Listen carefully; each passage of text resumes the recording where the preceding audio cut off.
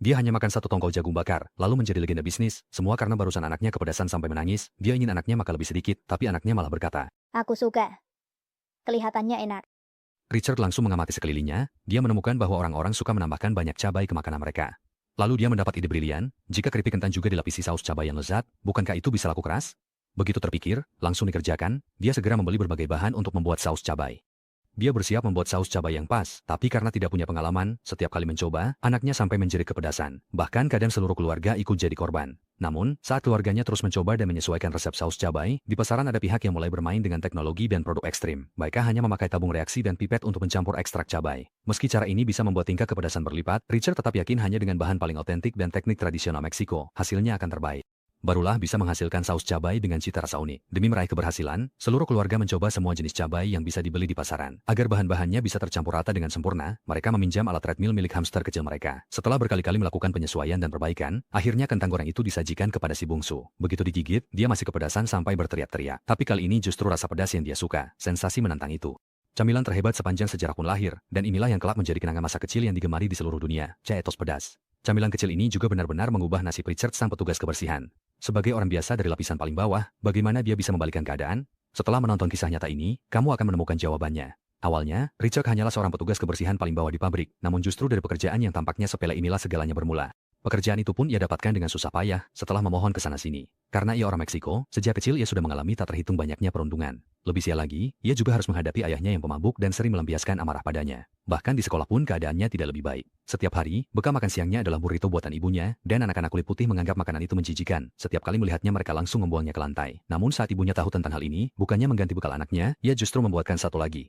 Ibunya memintanya membawa satu lagi untuk dicoba oleh teman-temannya. Saat waktu makan siang tiba, anak-anak lain kembali mendekatinya. Kali ini, ia punya ide cemerlang. Ia berteriak bahwa makanannya enak sekali, lalu meminta si gendut juga mencicipinya. Namun, si gendut malah mendorong adik kecilnya ke depan karena merasa jijik. Tak disangka, setelah si adik mencicipi dengan raut wajah ragu, ia langsung terpikat oleh kelezatan burrito itu. Melihat itu, si gendut pun ingin mencoba, tapi Richard langsung menahannya dan berkata kalau mau makan harus bayar. Si gendut yang sudah ngiler akhirnya terpaksa membayar sebelum mendapatkan makanannya. Dengan kecerdikannya, Richard tidak hanya berhasil mengatasi masalah itu. Ia bahkan secara tak terduga berhasil merebut hati calon istrinya di masa depan. Sejak saat itu, kelezatan burrito Meksiko pun menyebar di antara teman-temannya, dan burrito menjadi menu makan siang paling hits di sekolah. Richard juga dengan cepat mengisi celengan tabungannya berkat penjualan burrito Meksiko. Ketika ia tahu calon istrinya belum pernah makan coklat, ia pun membawa tabungannya ke supermarket untuk membeli coklat. Namun, saat hendak membayar, pemilik toko malah menuduh uang yang dibawanya hasil curian. Tepat pada saat itu, seorang polisi kulit putih datang dari belakang. Kalau saja dia anak kulit putih, dia hanya perlu memberi penjelasan singkat dan semuanya beres, bahkan mungkin dipuji karena rajin bekerja sambil sekolah. Namun karena warna kulitnya, dia tidak diberi kesempatan menjelaskan. Begitu saja, dia dipaksa masuk mobil polisi. Jika dunia memperlakukanmu seperti penjahat, kemungkinan besar kamu pun akan benar-benar jadi penjahat. Begitulah, Richard yang bahkan tidak sempat lulus SD, akhirnya tumbuh dewasa dan, seperti sewajarnya, menapaki jalan kejahatan, setiap hari hanya sibuk berebut wilayah dengan orang lain. Hidupnya diisi adu kecerdikan dan keberanian melawan polisi, kadang-kadang bahkan harus ke pengadilan dan dipenjara sementara. Satu-satunya hal yang patut disyukuri adalah istrinya selalu setia di sisinya. Sampai suatu hari, hasil tes kehamilan tiba-tiba menyadarkan sang istri polos dan tak kenal takut. Hari itu, perut membesar, istrinya berkata pada Richard, demi anak kita, kamu harus berubah. Kamu bukan ayahmu, dan juga bukan orang yang tidak berguna. Namun, meninggalkan kehidupan keren dan tampak muda seperti ini jelas bukan perkara gampang, karena selain hidup di jalanan, dia memang tidak punya keahlian lain untuk mencari nafkah. Setelah berpikir lama, saat teman-lamanya di jalanan kembali mengajaknya terlibat bisnis distribusi, dia menoleh memandang istrinya yang hamil di rumah. Lalu, dia mengabaikan teman-lamanya, dan dengan tekad, dia bangkit masuk ke rumah. Waktu berlalu hingga 1982, saat keuangan keluarga mereka sangat memprihatinkan, sampai istrinya harus mencampur susu dengan air untuk anak bungsu mereka. Sementara itu, sepatu anak sulungnya rusak dan tidak ada uang untuk membeli baru, jadi mereka hanya bisa menambalnya dengan permen karet seadanya. Untuk menambah penghasilan keluarga, istrinya menggendong anak ke jalan berjualan burrito Meksiko. Meski hidup mereka sulit dan kadang ada gesekan di antara suami istri, mereka tetap menenangkan emosi dengan cara yang disepakati. Istrinya selalu menyemangati Richard agar tidak menyerah dan menyiapkan surat lamaran kerja untuknya. Namun, karena pendidikannya rendah dan banyak catatan kriminal, jangankan jadi kurir, pekerjaan buruh kasar yang hanya butuh tenaga pun tidak mau menerimanya. Kalau beruntung, dia hanya dapat pekerjaan serabutan. Kadang dia hanya bisa membantu orang lain membersihkan halaman demi sedikit tip. Kalau sedang sial, tak ada pekerjaan, bahkan kedua anak mereka pun harus ikut menahan lapar. Karena benar-benar terdesak, istrinya menyarankan dia menurunkan harga diri dan pergi ke rumah ayahnya untuk menumpang makan. Setidaknya anak-anak tidak kelaparan. Setelah berpikir, Richard akhirnya setuju dan pergi ke rumah ayahnya, yang memang jarang ia kunjungi. Begitu melihatnya, ayahnya langsung seperti biasa, terus-menerus merendahkannya, mengatakan bahwa sebagai pria, dia malah membiarkan anak-anaknya kelaparan.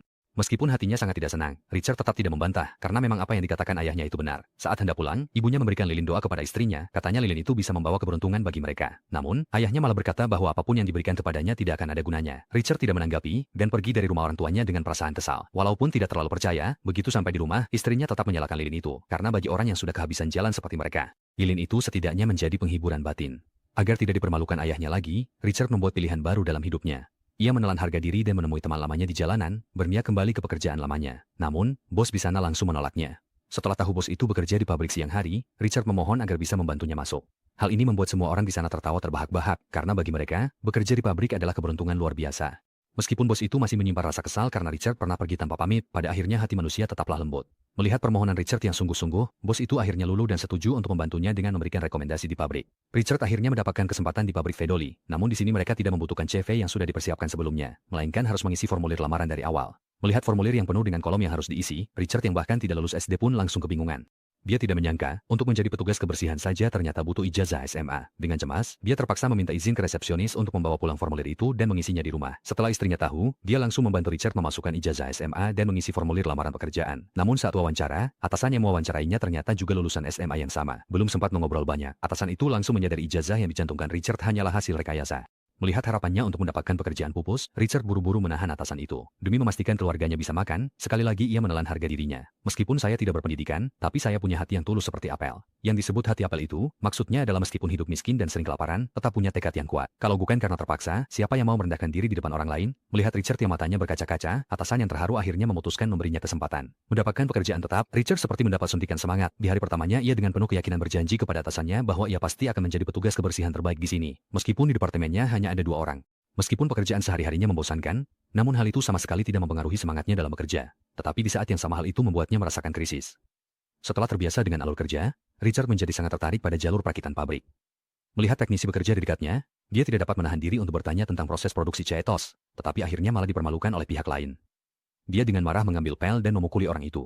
Namun, semua itu hanyalah hayalannya saja. Kenyataannya, ia masih harus memasang senyum palsu. Di hadapan pekerjaan yang susah payah ia dapatkan ini, sebagai orang kelas bawah, ia tampaknya sudah terbiasa menyingkirkan harga dirinya. Tapi Richard yang rajin dan suka belajar tidak menyerah begitu saja. Dan tidak semua orang bersikap angkuh seperti itu. Seorang insinyur kulit hitam di depannya justru menunjukkan sopan santun dasar terhadap rasa ingin tahu Richard. Namun, ketika ia bertanya tentang logika kerja mesin, wajah insinyur itu tiba-tiba berubah drastis. Untungnya, seorang teman dari kejauhan segera menyadari situasi tersebut dan buru-buru datang untuk menengahi.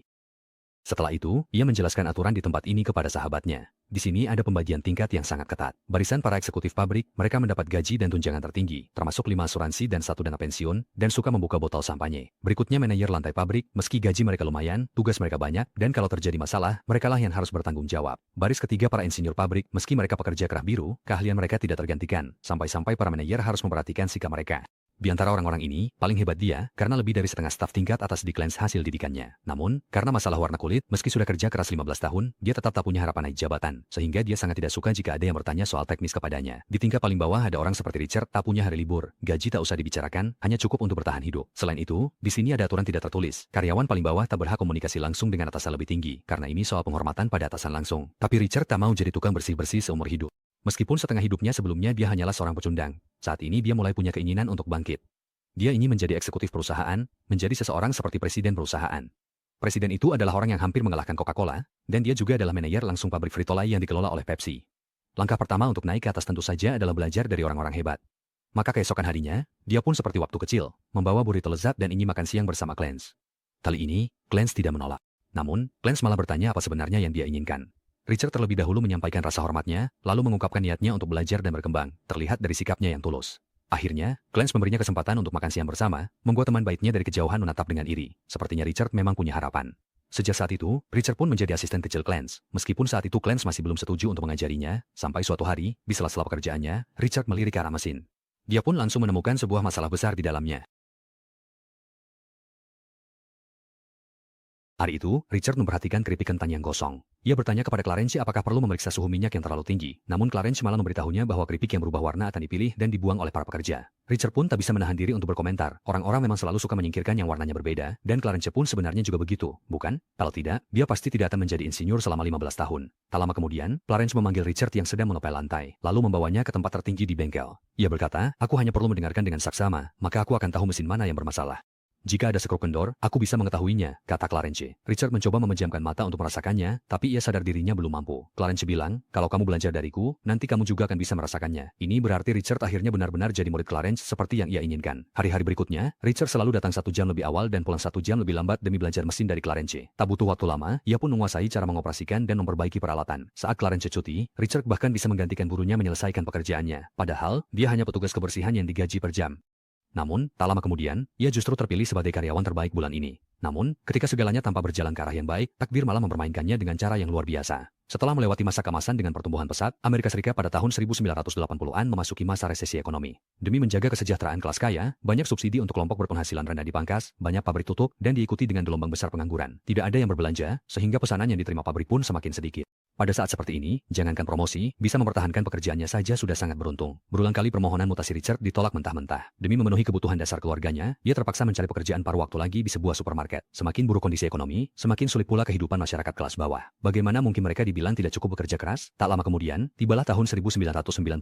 Dengan persaingan pasar yang semakin ketat, para pemegang saham Pepsi memutuskan menutup beberapa pabrik demi menghemat biaya. Pada saat seperti ini, para pekerja paling bawah di pabrik menjadi korban langsung. Sang presiden perusahaan tidak tega melihat para karyawan kehilangan tempat tinggal, maka ia merekam video pendek untuk menyemangati karyawan, berharap bisa menggerakkan semua orang bersama-sama mencari solusi atas kesulitan perusahaan. Bagi pegawai lama yang sudah kenyang asam garam, kata-kata presiden perusahaan seperti omong kosong, namun justru membuat Richard sedang menyapu lantai terkesima. Presiden berkata, setiap tantangan selalu mengandung peluang, dan kita semua adalah kunci keberhasilan kegagalan pabrik ini. Saya berharap semua orang bisa berpikir dari sudut pandang pemilik. Di mata kebanyakan orang, inilah retorika yang digunakan sang bos untuk mencuci otak karyawannya, tetapi hal ini menghidupkan kembali harapan Richard. Peluang selalu berpihak pada mereka yang berani menemukan dan berinovasi. Suatu hari tak lama kemudian, Richard baru saja makan jagung bakar bersama putranya dan muncullah ide untuk membuat keripik kentang pedas. Masakan tradisional Meksiko selalu memiliki pasar yang besar di Amerika Serikat, tetapi tidak pernah dianggap serius. Dia segera menyadari bahwa ini akan menjadi samudra biru. Namun, saat ia sedang sibuk menyiapkan sambal, ayahnya, bertentangan dengan kebiasaannya, memperkenalkannya pada pekerjaan sebagai penyapu jalan. Ayahnya mengklaim bahwa ini adalah pekerjaan yang sangat aman dan terjamin. Jika bekerja dengan baik, setahun kemudian bisa dipromosikan menjadi supervisor, tapi Richard justru merasa sangat ironis setelah bertahun-tahun bekerja keras. Pada akhirnya dia tetap harus menjadi tukang sapu. Dia berkata, sekarang aku sudah punya pemikiran sendiri. Namun setelah mendengarnya, sang ayah kembali dengan pola asuh menekan, mengatakan semua ini demi kebaikan Richard. Untuk pertama kalinya dalam hidupnya, Richard membantah. Sejak kecil, yang kau lakukan hanya mengatakan aku tidak pernah berhasil. Aku sudah muak. Namun ayahnya tetap menuntut agar dia menjaga muka di depan tamu. Ternyata sejak kecil dia selalu dipukul dan ditekan oleh ayahnya. Pola asuh seperti itu membuatnya sulit untuk bangkit. Istrinya sangat terkejut setelah mendengar hal itu, baru kali ini dia tahu bahwa masa kecil suaminya begitu menyedihkan. Namun, sang istri selalu percaya bahwa suaminya pasti bisa bangkit. Setelah itu, dia membawa keluarganya ke supermarket untuk terus mencari bahan-bahan saus pedas Richard. Setelah berkali-kali gagal, akhirnya mereka berhasil membuat saus pedas yang membuat orang ketagihan. Sementara itu, pabrik kembali melakukan pemutusan hubungan kerja besar-besaran. Demi mempertahankan rekan lama yang sudah dikenalnya bertahun-tahun, Richard mengajukan ide keripik pedas ke atasannya dan ingin bicara langsung dengan presiden perusahaan. Mendengar itu, sang atasan malah mengejeknya, katanya pengembangan produk baru bisa memakan waktu bertahun-tahun, dan biaya peluncurannya jutaan dolar. Kamu yang cuma tukang bersih-bersih toilet, mimpi apa? Melihat sikap atasannya, Richard pun pergi lesu, tapi dia tidak mau menyerah. Tengah malam, diam-diam dia menyelinap ke kantor atasannya saat tidak ada orang, lalu menemukan telepon kantor presiden perusahaan. Keesokan harinya, dia langsung menelepon presiden yang sedang berada di Italia. Saat dihadang oleh sekretaris, Richard dengan percaya diri menyebut dirinya sebagai insinyur pemeliharaan permukaan reflektif optik pabrik. Sekretaris pun sempat bingung, setelah beberapa saat baru sadar, bukankah dia cuma petugas kebersihan? Richard buru-buru menjelaskan bahwa dia punya ide yang bisa menyelamatkan pabrik dan bisa menolong banyak orang yang bekerja keras demi bertahan hidup. Mungkin karena empati sebagai sesama pekerja, sekretaris itu tetap meneruskan telepon ke presiden. Richard memperkenalkan diri singkat, lalu menyampaikan idenya. Dalam percakapan itu, ia juga menyebut dirinya terinspirasi oleh ucapan presiden yang mengatakan harus berpikir seperti presiden. Presiden sangat terkejut mendengarnya. Ia tidak menyangka seorang petugas kebersihan bisa sungguh-sungguh menerapkan pemikirannya. Richard memanfaatkan kesempatan itu untuk mengajukan permintaan mengirim beberapa sampel. Presiden, yang tidak ingin melewatkan kesempatan, langsung setuju dengan senang hati. Setelah mendapat alamatnya, mereka bawa sampel ke kantor ekspedisi. Tak lama, sampel sampai di kantor presiden. Melihat produk tanpa merek dan izin, merah menyala, presiden ragu mencicipi. Namun karena penasaran, ia masukkan sedikit ke mulut. Satu gigitan kecil, presiden langsung kepedasan dan buru-buru minta air. Anehnya, semakin dimakan, pedasnya makin bikin ketagihan. Tak lama, Richard terima telepon dari presiden yang saking terburu-burunya lupa membersihkan tangan. Saat itu, pikirannya penuh dengan ide-ide Richard, dan ia pun memutuskan untuk bertemu langsung 2 minggu kemudian untuk membicarakannya. Begitu para petinggi tahu bahwa presiden akan datang, mereka langsung panik. Satu persatu menelepon untuk mencari tahu siapa yang membuat presiden turun tangan. Sampai akhirnya, setelah menerima telepon, barulah sang manajer tahu bahwa ini semua ulah Richard. Setelah itu, di depan semua orang, ia langsung menegur Richard, kalau nanti presiden tidak menerima saranmu, dan malah menemukan bahwa pabrik terus-menerus merugi. Dia pasti akan langsung menarik investasi dan menutup pabrik. Saat itu semua orang akan terkena imbasnya dan kehilangan pekerjaan gara-gara kamu. Kali ini Richard pun mulai meragukan keputusannya sendiri. Dia merasa tidak sanggup menanggung tanggung jawab sebesar itu, bahkan tidak tahu harus melangkah kemana selanjutnya. Bagaimana kalau gagal? Bagaimana nasib keluarganya nanti? Melihat suaminya yang tanpa putus asa, istrinya pun menarik Richard ke depan cermin untuk menyemangatinya. Kamu adalah orang yang sangat hebat. Mereka takut anak miskin seperti kamu justru akan menjadi penyelamat mereka. Selama bertahun-tahun aku bersamamu. Aku selalu percaya suatu hari nanti kamu pasti akan sukses, bahkan kalaupun tidak, aku akan tetap menemanimu sampai akhir. Memiliki istri seperti ini, apalagi yang bisa diharapkan seorang suami, kata-kata itu akhirnya membuat Richard kembali percaya diri. Tapi sekarang masalah utamanya adalah dia tidak bisa melakukan presentasi bisnis. Maka istrinya pun mengajaknya ke perpustakaan untuk belajar keras tentang pengetahuan bisnis, dan dengan cermat menyiapkan naskah pidato untuknya. Dalam waktu hanya 2 minggu, pria yang bahkan tidak lulus SD ini, dengan dukungan seluruh keluarganya, belajar dengan sangat giat. Lama kemudian, tibalah hari kunjungan Presiden Direktur. Sang istri teliti memilih kandasi yang biasanya mereka enggan beli karena harganya. Untuk pertama kalinya, Richard tampil begitu formal. Istrinya berkata, "Kamu kelihatan keren." Richard membalas, "Semua ini berkat kamu, istriku."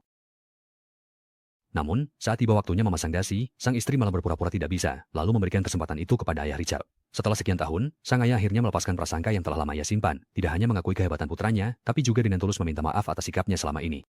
Bangga padamu. Saat itu, Richard bisa melepaskan beban di hatinya yang lama ia pendam. Ketika limusin Lincoln milik Presiden Direktur tiba di pabrik, saat penentuan nasib pun datang. Saat itu, Richard duduk di mobil, gugup menghafal naskah pidatonya. Ia membayangkan pertemuan itu akan berjalan seperti ini. Semua orang menganggapnya pahlawan, ia melangkah tenang ke hadapan Presiden Direktur, memperkenalkan diri, lalu meraih kesuksesan dan sejak itu hidupnya berubah total. Namun kenyataannya, Richard justru harus berdesakan melewati kerumunan orang berpenampilan berantakan. Dengan gugup, ia berjabat tangan dengan Presiden Direktur. Untungnya, Presiden Direktur tidak mempermasalahkan hal kecil seperti itu, dan langsung memintanya memaparkan rencananya. Setelah bersusah payah menyiapkan PPT, istilah teknis di naskahnya membuat ia terbata-bata saat membacanya, sehingga ia tidak bisa menyampaikan pemikirannya dengan jelas. Akhirnya, ia memutuskan mematikan PPT, membuang naskah, dan jujur mengatakan produk di pabrik terlalu monoton. Perlu diketahui, jumlah warga keturunan Meksiko di Amerika sangat besar. Jumlahnya bahkan sudah melebihi total penduduk Australia, dan keripik kentang rasa pedas bisa membuat mereka merasakan cita rasa kampung halaman. Ini berarti ada pasar biru yang sangat besar di sini. Namun, kepala wilayah tiba-tiba bertanya, berapa sebenarnya pangsa pasar camilan seperti ini? Richard sama sekali tidak tahu soal pangsa pasar, dan ia langsung kebingungan. Tapi tiba-tiba ia teringat pada panjang rak barang di supermarket, lalu ia pun tersenyum percaya diri. Sebanyak inilah pangsa pasarnya. Para petinggi pun dibuat geli dan tertawa oleh ulahnya. Saat itu, Richard juga tidak lagi berpura-pura. Ia dengan jujur mengakui bahwa dirinya memang tidak tahu soal pangsa pasar, tapi ia tahu rasanya menjadi diperhatikan. Jika ada produk yang memang khusus dibuat untuk mereka, itu pasti akan meledakkan pasar. Mendengar hal itu, sang presiden langsung berdiri, membentangkan tangannya seperti Richard, lalu bertanya kepada para petinggi. Ada di antara kalian yang pernah memperhatikan pasar sebesar ini? Ia juga berterima kasih kepada Richard karena telah memberinya banyak hal untuk dipikirkan. Tanpa menghiraukan penolakan pemegang saham, ia memutuskan berinvestasi pada produk ini. Tak lama, produk bernama Relacido mulai diproduksi dan berhasil masuk ke rak pusat perbelanjaan besar. Namun, beberapa minggu kemudian, bukan hanya Relacido tidak laku keras, malah justru menjadi barang yang tidak laku di rak toko. Kepala wilayah yang sebelumnya merasa dipermalukan akhirnya punya alasan menghentikan produksi di pabrik. Dan dia berkata, mimpi indahmu sudah saatnya berakhir. Merasa terpukul, Richard mulai putus asa dan menyerah. Ia semakin merasa dirinya hanyalah ikan asin yang berjuang sekarat di lapisan bawah, sama sekali tidak mampu menghadapi badai besar. Namun, sang mentor, Clarence, tidak berpikir demikian. Kamu tidak boleh menyerah hanya karena produkmu tidak laku. Kamu harus benar-benar memikirkan di mana letak masalahnya. Aku tidak ingin 20 tahun lagi kamu masih menjadi ikan asin. Kata-kata sang mentor membuat Richard kembali bersemangat. Tapi dia tetap saja tidak mengerti kenapa barangnya tidak laku. Sampai akhirnya anak sulungnya memberitahu, semua orang tidak tahu apa isi di dalam kantong itu. Bagaimana mungkin bisa laku keras? Barulah Richard menyadari di mana letak masalahnya. Tapi, dari mana mereka punya uang untuk beriklan? Pada saat itulah, anak sulungnya mengeluarkan uang makan yang sudah ia tabung selama bertahun-tahun. Seluruh keluarga bersatu hati, lalu apalagi alasan mereka untuk tidak berhasil? Maka, Richard pun kembali mencari teman-temannya yang dulu pernah bergabung dengan geng. Orang-orang ini memang sehari-harinya suka bermalas-malasan, tapi dalam hal penjualan, mereka benar-benar jagoan. Tidak hanya itu, Richard juga datang ke pabrik untuk membangkitkan kepercayaan semua orang terhadap Hot Cheetos. Saat supervisor ini maju untuk menghentikannya, dia langsung dicegah oleh sahabat baiknya. Ada yang mengejeknya dengan sinis, tapi Collins langsung menyuruhnya diam di tempat. Sampai di titik ini, Richard sudah tidak berjuang sendirian lagi. Dia memikul harapan banyak keluarga dan juga menjadi simbol harapan bagi masyarakat kelas bawah.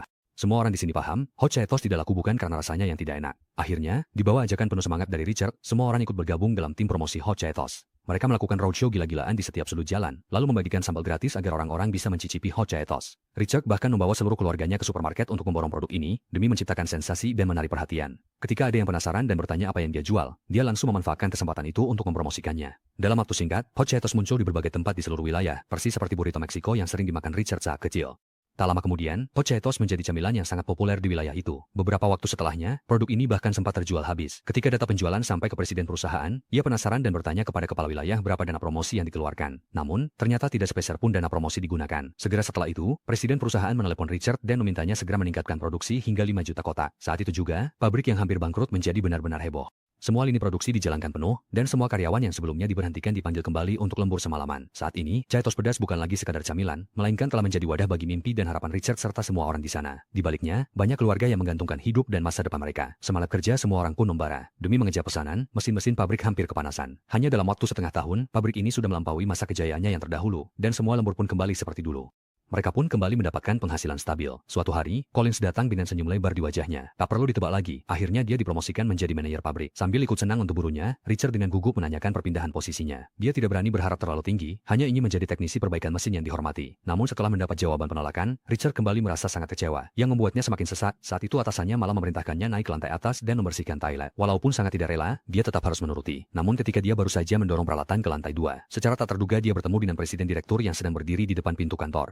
Saat Richard masih merasa heran, presiden direktur itu malah berbicara dengannya dengan ramah. Ternyata, waktu kecil presiden direktur juga hidup dalam kemiskinan. Ketika ia menyadari bahwa mimpinya tidak boleh dibatasi, ia pun meninggalkan kampung halamannya dan berjuang hingga sukses. Kini, ia kembali melihat impian dalam diri Richard. Kata-katanya membuat Richard semakin bingung, namun presiden direktur itu tidak menjelaskan lebih lanjut. Ia hanya berbalik dan memasang sebuah papan nama berwarna emas di bingkai pintu. Tulisan di atasnya adalah, Direktur Penjualan Multikultural Richard, sesuatu yang tak bisa dipercaya oleh Richard sendiri. Melihat semua ini, ia teringat betapa banyak perjuangan dan kerja keras yang telah ia lalui selama ini. Saat ia kembali memastikan hal itu kepada presiden direktur, tiba-tiba dari bawah ada seseorang yang memanggil namanya, lalu terdengar tepuk tangan yang sudah lama dinantikan. Ha, ha, ha. I got you. Tepuk tangan ini bukan hanya pengakuan atas perjuangan Richard, tapi juga menjadi dorongan bagi semua pejuang dari kalangan bawah.